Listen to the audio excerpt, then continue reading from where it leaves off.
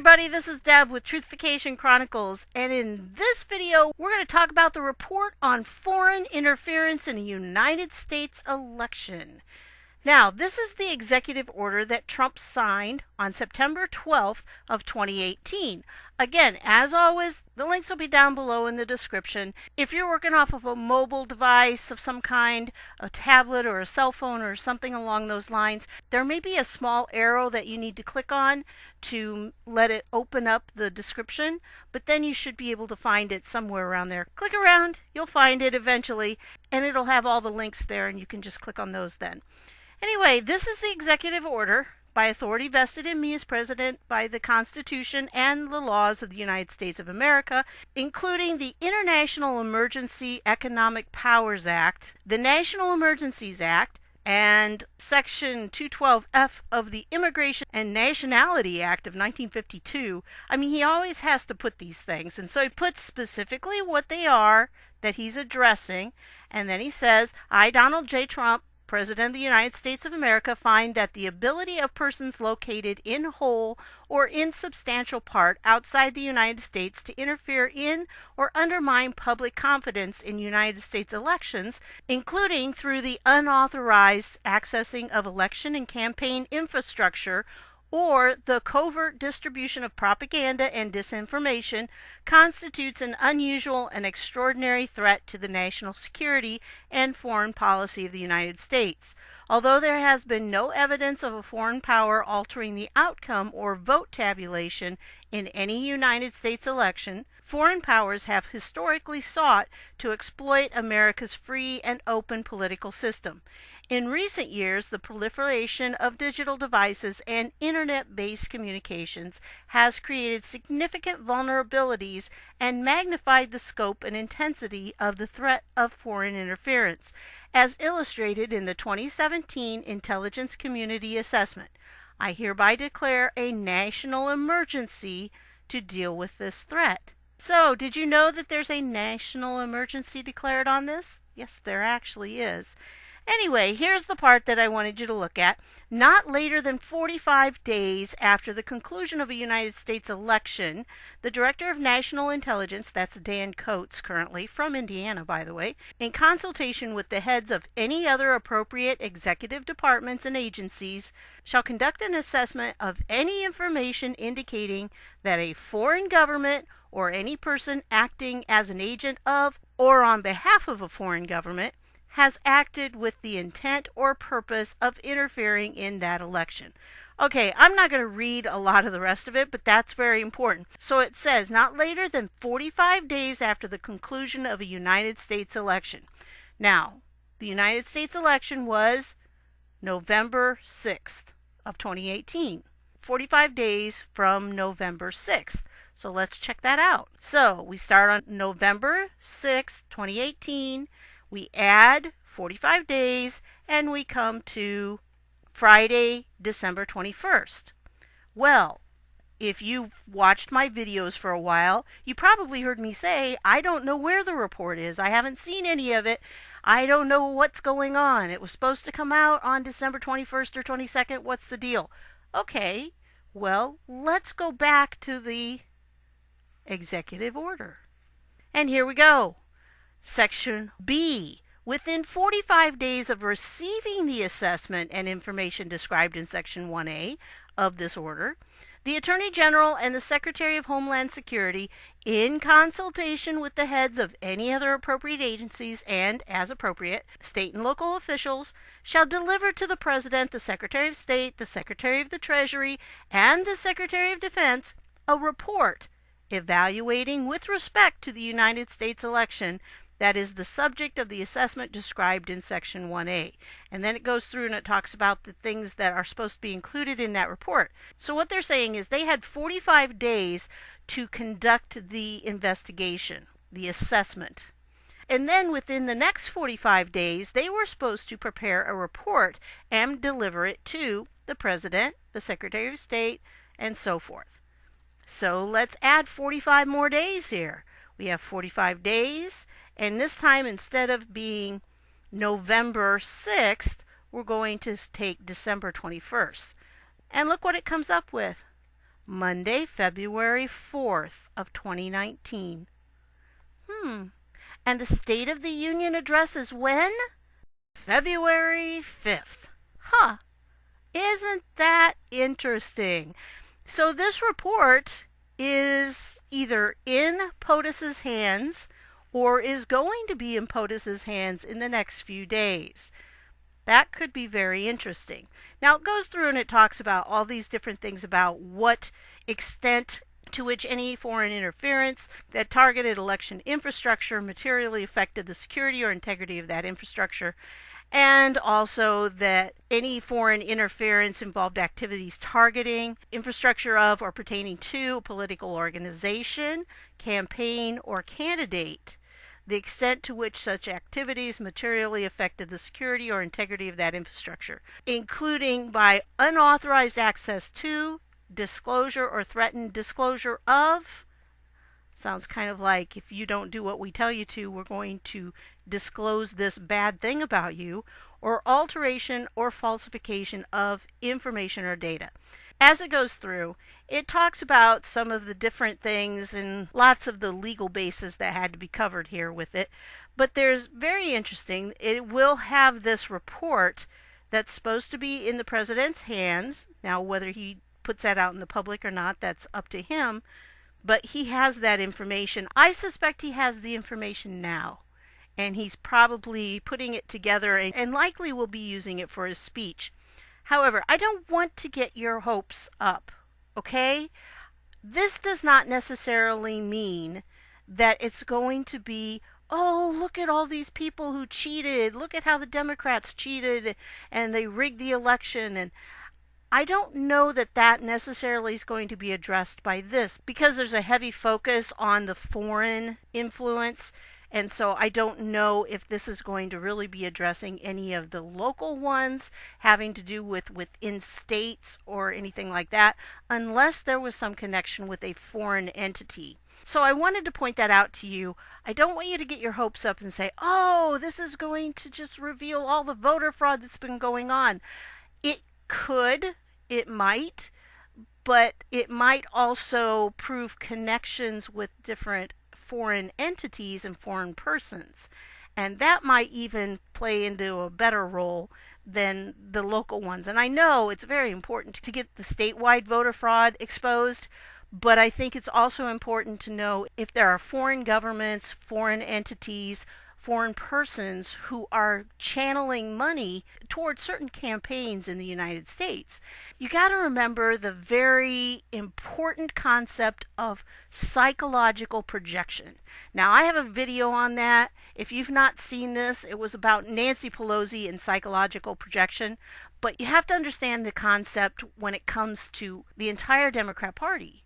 Whatever they accuse the Republicans of, that's what they're doing. So it's really important to keep that in mind as we talk about this, because the whole Russian narrative was that Trump colluded with the Russians. And we know that's not true. And the reason that they were doing that, it's projection. They're accusing Trump of what they themselves have done.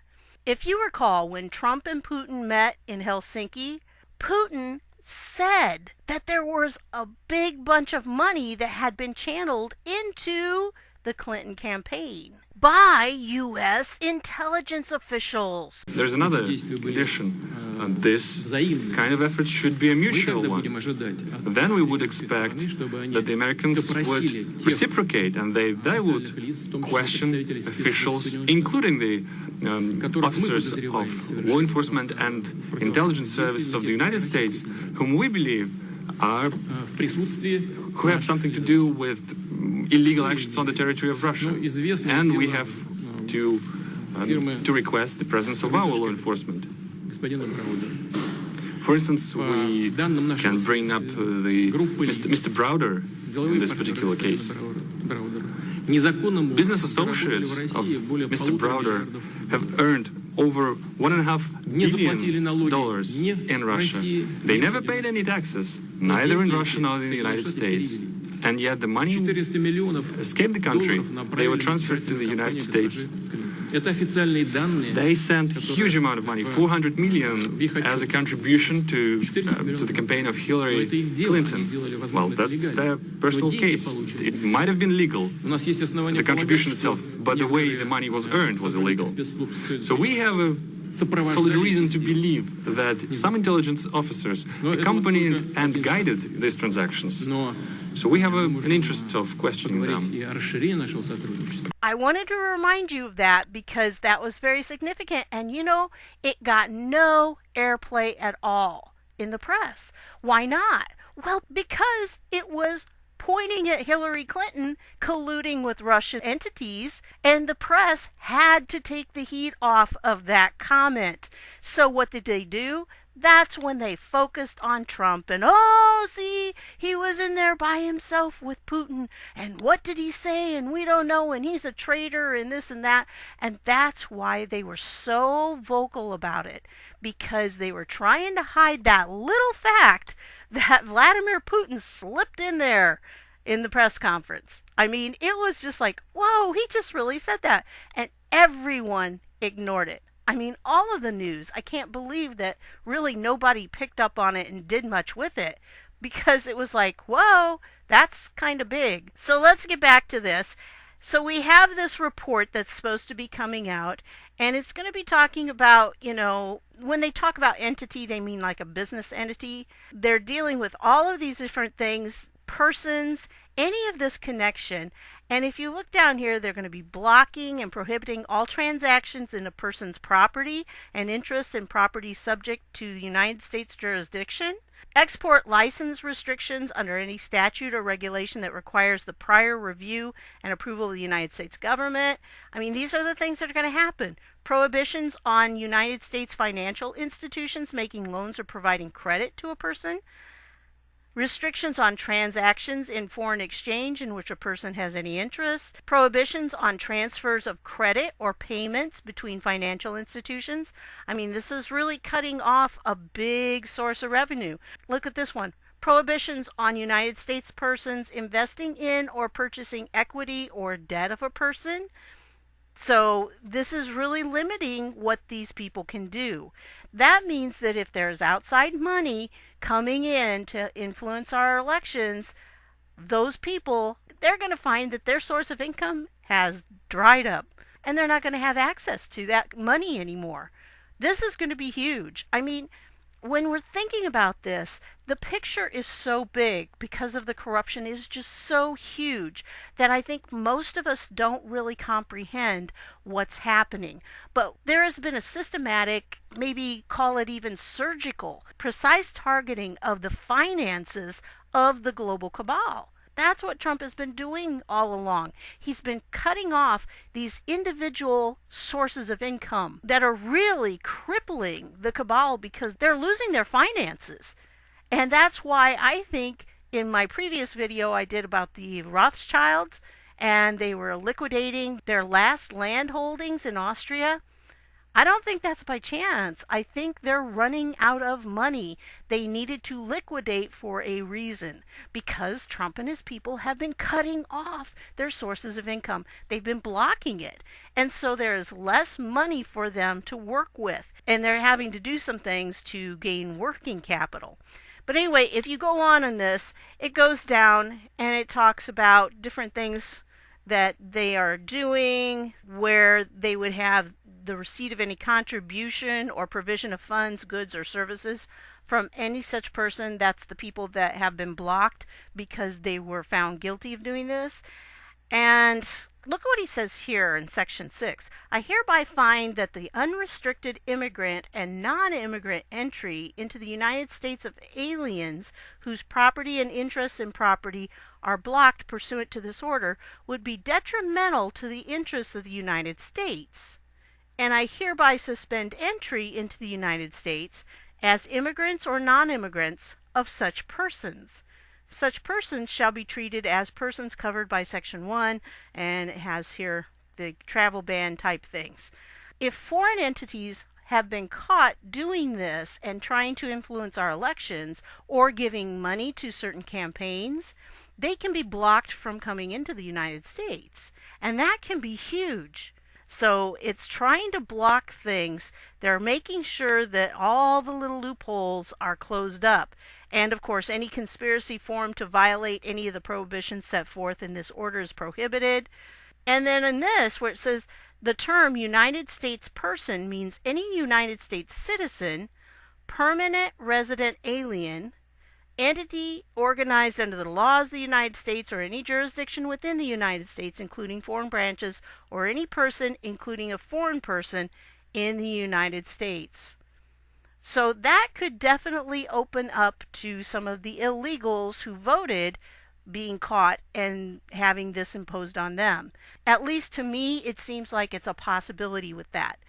And then if you go on down here, it defines foreign interference. With respect to an election includes any covert, fraudulent, deceptive, or unlawful actions or attempted actions of a foreign government or of any person acting as an agent of or on behalf of a foreign government, undertaken with the purpose or effect of influencing, undermining confidence in, or altering the result or reported result of the election, or undermining public confidence in election processes or institutions.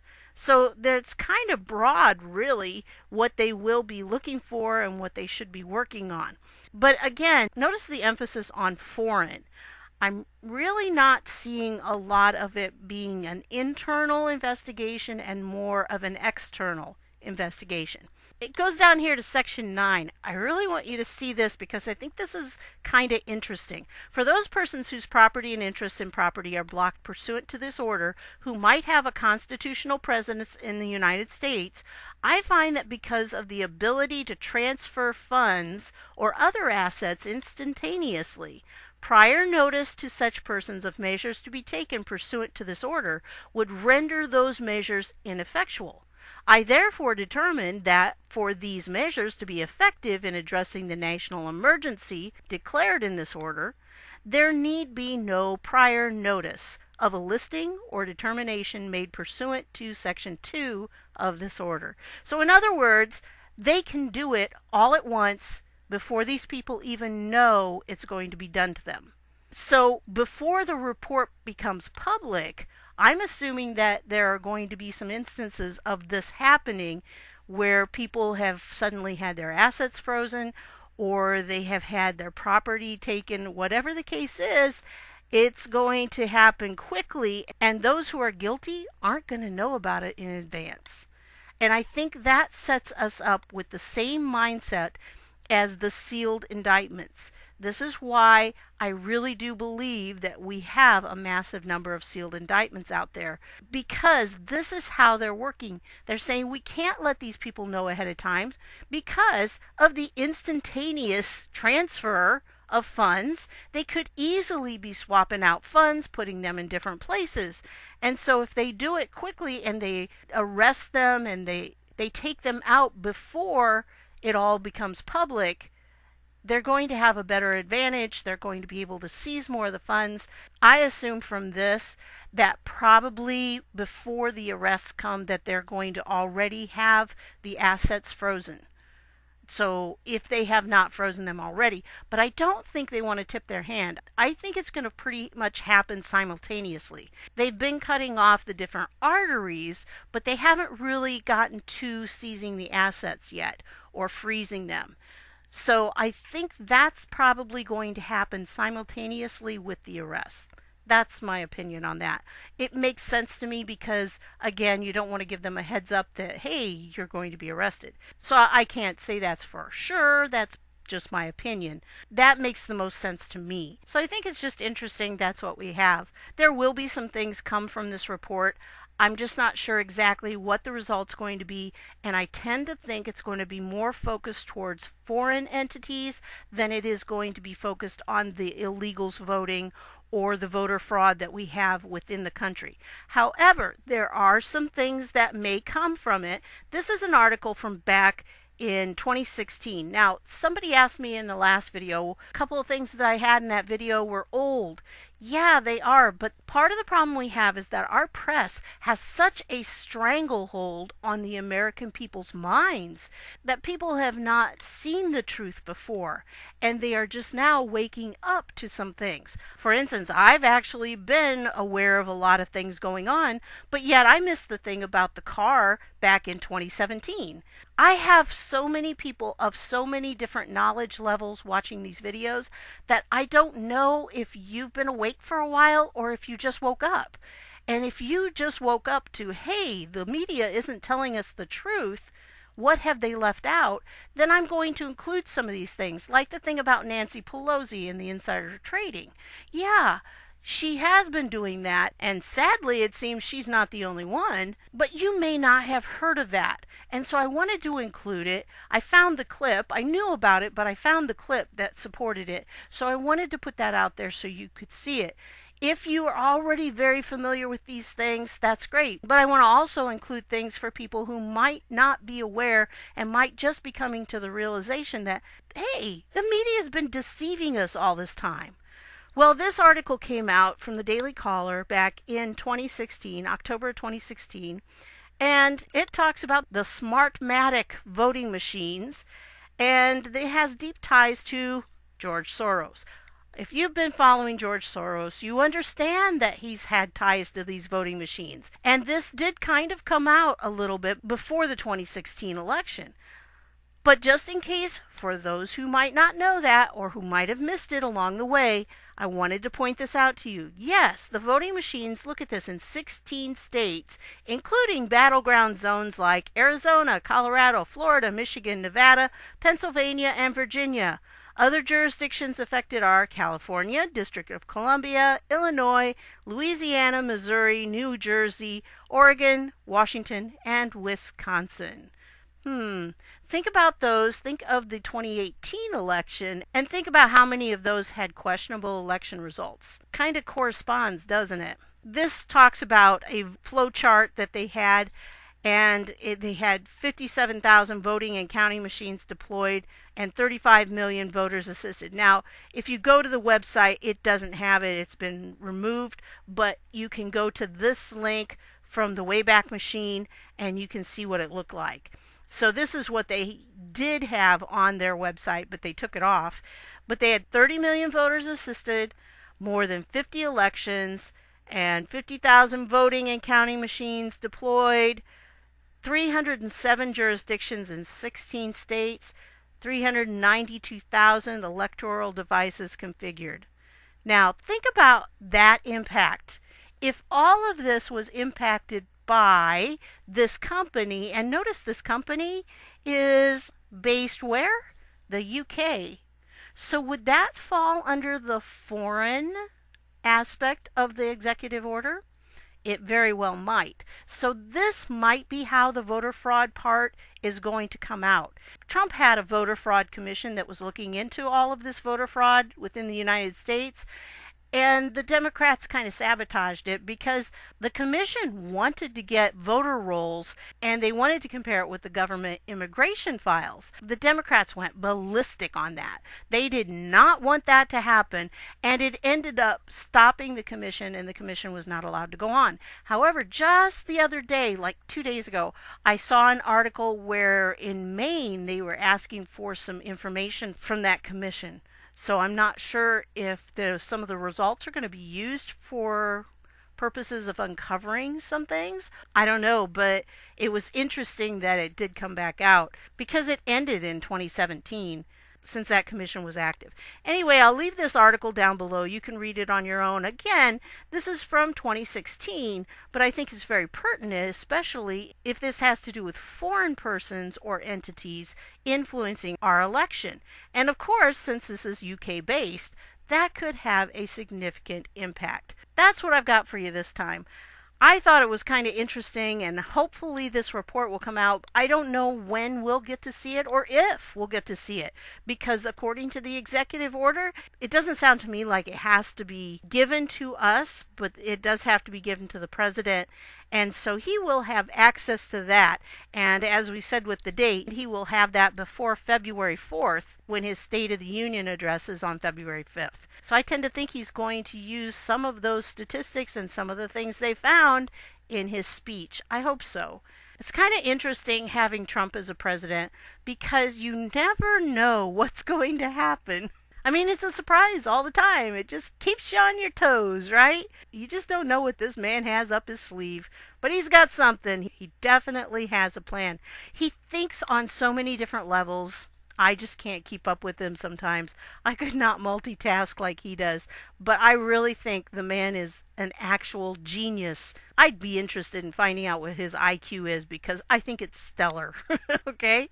So before you go, make sure that you click that subscribe button because I've got a goal set in about 70 days, I think it is. I have a birthday coming up in April, and I want to hit 60,000 subscribers. It's going to be a stretch, and I understand that, but I really would love to see that happen. The more subscribers you have, the more views your video actually gets because they tend to promote it more when you have a bigger channel. So again, it's all about getting the word out there, getting this information to people. So let them know about this executive order. Is it something that's going to be important? I think it is. I think there was a reason it came out. I don't think it was by coincidence that this report was supposed to come out about the time as the State of the Union. So I think Trump had this planned all along, that this is the timing. He put this out on September 12th, so it came out right around now. Was he expecting the shutdown to last this long? Very possibly. So it's going to be an interesting few days, and I can't wait until the State of the Union. It's going to be exciting to see what he has to say. Last year's was tremendous. But I tell you what, if he puts tip top in this, you're going to hear all the Anons in the world have a collective ree out there. So anyway, I did want to point that out to you. Listen for it. I don't know if he's going to put it in there. An Anon asked for it last year for the SOTU, but he didn't put it in there, but he did put it in for Easter at the White House. So it has been confirmed in that respect, but it sure would be wonderful if he put it in this SOTU. We would all love it. So that's what I've got for you. I want to thank you for stopping by, and I'll see y'all later.